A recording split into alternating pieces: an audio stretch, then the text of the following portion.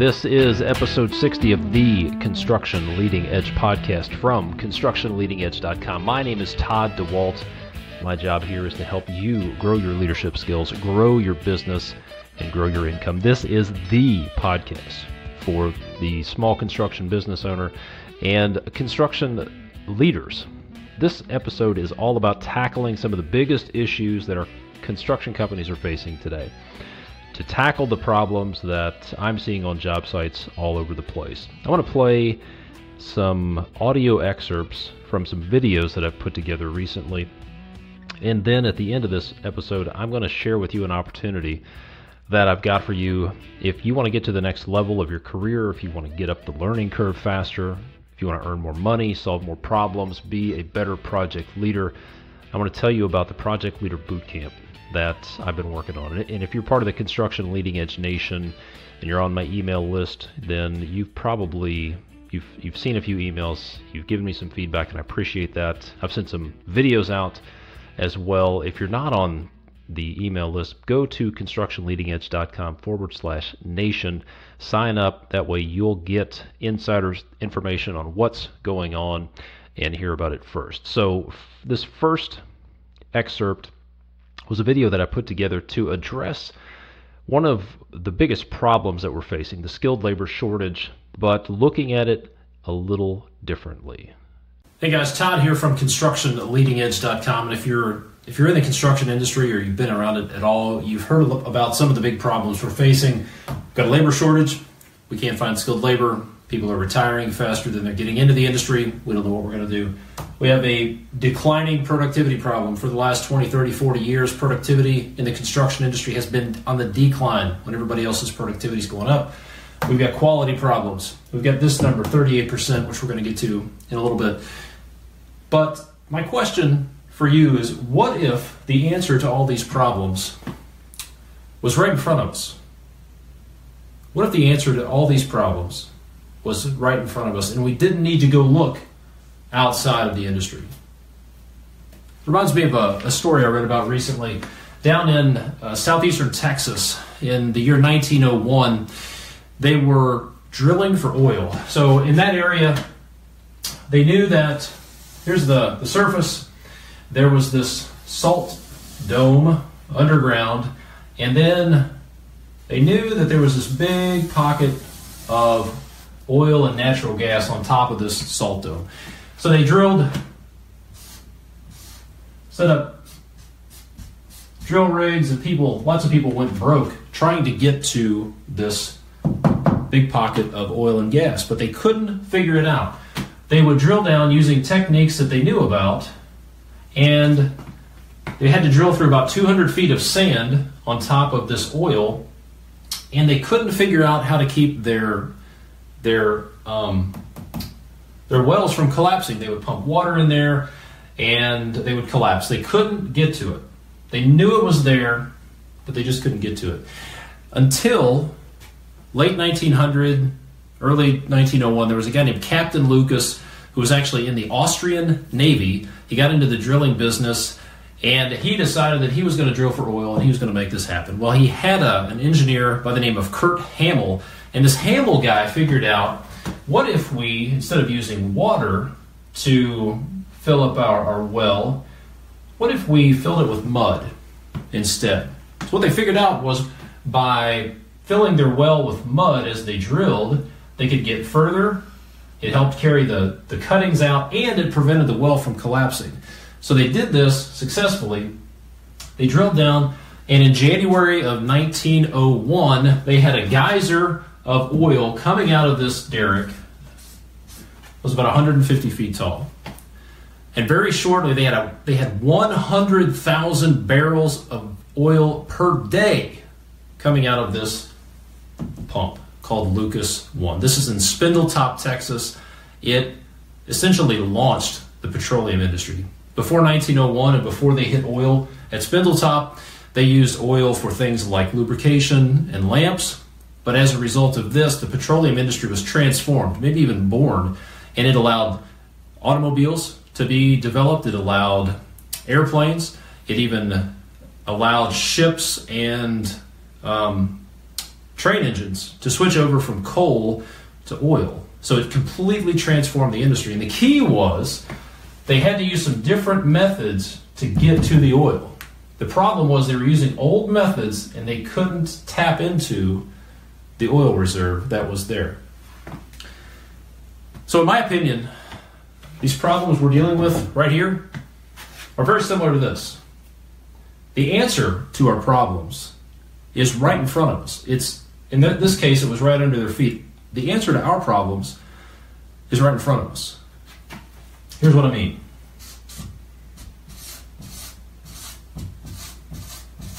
$7 million. That's about how many people in America work in the construction industry. There are 7 million people working in the construction industry today. A lot of those people, the vast majority in my experience, are hardworking, they're smart, they're innovative. They want to put points on the board. They want to produce. They have great ideas. They want to work. The problem is they're not getting tapped into. We have productivity problems, I think, because we're not tapping into their intelligence. We're not tapping into their ideas. We have employee engagement problems. 2/3 of employees in America are either disengaged or actively disengaged from their jobs. They don't give a crap about their job. And here's what this number means. 38%. A couple of years ago, a study was done and found that construction workers under the age of 25 have a 38% turnover rate. That means 4 out of 10 construction workers under the age of 25 quit their job every year. Now, there's a lot of talk about bringing millennials into the workforce, and I'm telling you, this tells me we got a big problem to solve. 4 out of 10 millennials are quitting their job every year. Here's the problem. Much like back in 1900, they were using old methods that weren't able to get through to the resource. They weren't able to tap into it. They were doing these surface level things. This is what I would consider to be management. Management is good. There's nothing wrong with it, but it's surface level. And frankly, where we're at right now, a lot of the problems that we have, I believe, are because we're using old methods to try to tap into this resource of the people we have. And this resource, these are people that are already on our job sites. These are people that are already in the industry. They're already in the business. They have some experience. And we don't have to go find them anywhere. But the problem is we're using these old methods, the old rule with an iron fist management, the chicken shit micromanager, tell everybody exactly how to do their job. Nobody's got a good idea but the boss mentality. That stuff is never going to get down here and tap into the hearts and minds of these 7 million people. What's going to make this happen are leaders.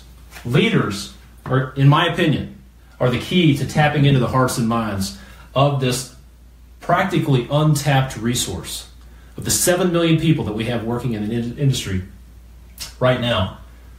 I believe the problem is that a lot of these 7 million people are disenfranchised, they're discouraged, they're disgusted with the current methods of management, and they're hungry.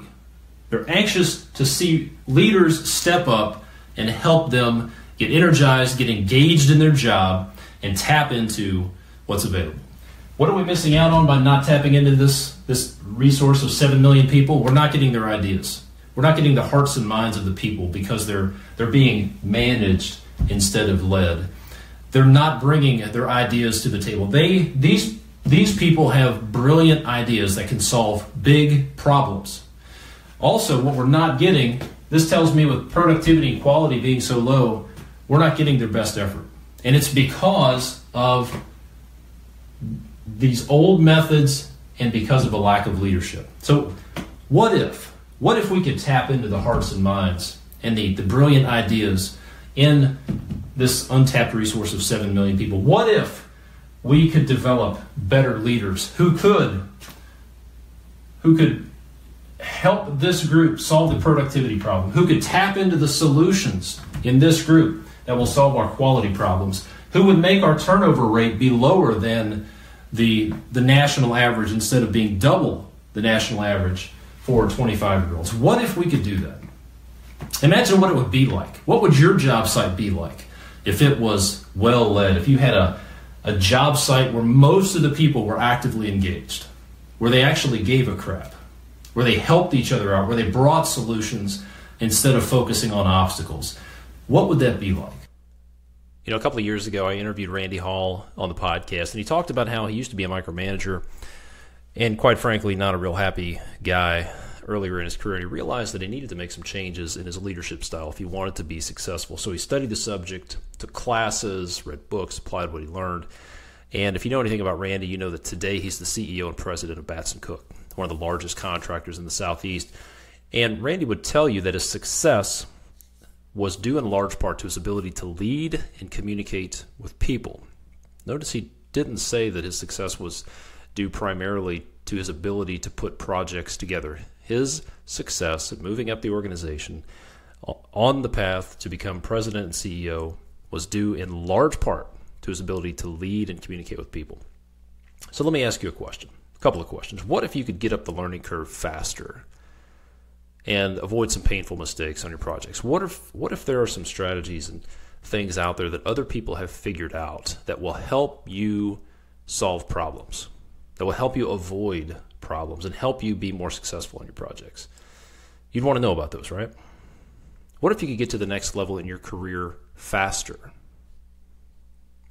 What would that mean to you? What would that do for you? Would you make more money, more respect, company vehicle, maybe more vacation time? What if you could make the jump and start your own business? Well, if you want to move up in the organization, if you want to be a more effective leader and you want to have a rock-solid team, then there's one principle that you need to understand. It took me a long time to figure this out. I've been doing this about 20 years, and it took me a lot longer than it should have to figure this out. But the principle that you need to understand is one that's called empowered execution. And next I want to play an excerpt for you from a video that I put together that's all about empowered execution. And I would encourage you to listen to this, and then at the end of this segment, I'm going to share with you a link that you can use to go watch that entire video. Here you go. How do you get your team to see the vision and produce great work? My name is Todd DeWalt from Construction Leading Edge, and this video is all about answering that question. We're going to start, though, in Lexington, Kentucky. On a Sunday afternoon in May 2014, a 24-inch sanitary sewer line running under a 4-lane highway collapsed right here. This caused a manhole on the other side of the highway to overflow. 4,000 gallons a minute of raw sewage flowed out of the manhole into the nearby ditch that ran behind an apartment complex and into a pond in the middle of another apartment complex. On Monday morning, the local residents were watching the largest sanitary sewer overflow in the city's history. 4,000 gallons per minute of raw sewage running through a stream 50 feet from an apartment complex. The city immediately called the contractor who handled all of their sewer maintenance and repair work. They called this guy, Bruce. Bruce was the superintendent for the contractor, and what he did next was pretty brilliant and answers the question, how do I get my team to see the vision and do great work? We'll get back to Bruce in a few minutes. First of all, I wanted to say thanks for the feedback that I've gotten for the first 2 videos in this series that I put out. The feedback's been great. I've gotten some great questions that I'm going to get to you in a bit. The first video is all about how you can get more done while doing less and building a rock-solid team. The second video will show you how to reach into the future to solve problems before they happen so you don't get blindsided. Be sure to click the link below this video to go watch those lessons. Now, I've heard that most people's favorite radio station is WIIFM. What's in it for me? Well, the fact that you're watching this means that you're probably in construction and you either lead a team or you want to move into leadership. So let me ask you this. If you're wondering, what's in this for me? Let me ask you, what would it be like to be considered the go-to guy in your organization? What would it be like to move up in your organization, solve bigger problems, earn more money? maybe some other perks that come with those higher positions, getting the company truck, or being viewed as the go-to guy. What would the impact be on your family if you could make more money? Another $10,000, another $20,000, another $30,000 a year. What if you could double your income because you increased your leadership ability and you could solve bigger problems for your company? What if you could start your own business because you learned how to handle situations better? What if you could build a great team? What would it be like to be the guy that everybody wants to work for, the guy whose project they love to be on, the guy whose team they love to be on? Think about this. Think about the best boss or the leader that you've ever been around. How did that person make you feel? How did you feel about them? And think about it. What if people thought about you that way? My name is Todd DeWalt. I run the website, the podcast, The Construction Leading Edge, over at constructionleadingedge.com. I've been leading construction projects and businesses since 1997. In the past 20 years, I've owned a construction company. I've managed projects ranging from bathroom remodels to $70 million high-rises in industries from residential, commercial, industrial, and even some government work. So I've been around the business for a little while. But enough about me. Let's get back to Bruce's situation. So there he was, staring at a creek full of sewage. Bruce assessed the situation. He called his shop and his crew, and within a few hours, he had the sewage out of the stream and back in the sewer line. While other city employees were trying to get pumps to the site, within a couple of hours, Bruce already had sewage out of the creek back into the sewer line. How did he do it? Well, he figured out this brilliant solution, and he pulled it together very quickly to make it happen. See what he did? He found an existing manhole just downstream of the collapsed section. He figured out that the line was still clear. Then he dug a ditch from the stream that was flowing full of sewage to this manhole, thereby diverting the 4,000 gallons a minute of raw sewage back into the sewer line and out of the stream. So what? What's interesting here is that a couple of years before, Bruce would not have been able to solve this problem because of the situation he was in and the leadership of his company. Under the old regime, leadership made the following statements. They said things like, "I decide what, how, when, and you just do what I say." They would say that if an issue comes up, you ask me what to do, and I'll tell you. They also believed that most people were lazy and unmotivated, so I, as the leader, have to motivate you. They also said things like, "I have to control you." Under the new style of leadership, the culture was more like, "I tell you why, we agree on what, and then you decide how. You solve the issues because you're closer to them, and you understand the big picture, but you see all the details that I don't see." They said people are smart, they want to do good work, and they have all the motivation they need. And under the new regime, leadership believed their job was to control the environment and the culture, not to control people. The new leadership style embraced what's called empowered execution, which is all about making sure the team understands the big picture priorities and then pushing information and decision-making out to the edge of the organization to the people closest to the problem. In his book, Team of Teams, retired General Stanley McChrystal talks about when he was leading the war on terror in the Middle East, the old methods that had been successful in the past were no longer effective against this new enemy they were facing. And he said this: "We had to restructure our force from the ground up on the principles of extremely transparent information sharing," what they called shared consciousness, "and empowered execution." General McChrystal credits the success of the Special Forces in the war on terror on empowered execution. Now, empowered execution is not a new concept, even to the military. In fact, historians credit the Allies' success on D-Day to empowered execution. One historian said this about the invasion of Normandy: Eisenhower's strategy. Okay, to go watch the entire video, go to constructionleadingedge.com/leader. That's constructionleadingedge.com/leader, Leader. That'll take you to the video. You can watch the whole thing. And as I mentioned, the opportunity that I put together is the Project Leader Bootcamp. It's all about helping you get to the next level as a project leader, to move from wherever you're at to the next level. I'm going to share with you everything that I've learned over the past 20 years about being a more successful project leader in the construction industry. This is not just pie in the sky leadership stuff that's not applicable. It's from big picture all the way down to the tactical day-to-day stuff that you can put to work on your jobs tomorrow. I guarantee it's going to be a game changer. If you want to find out more details, there's a link on that video page. Go to constructionleadingedge.com/leader. Watch that video. There's also a link there where you can find out more about the Project Leader Bootcamp. I appreciate you guys. Thanks for listening. Go watch that video at constructionleadingedge.com/leader, and I will talk to you next time. Thanks.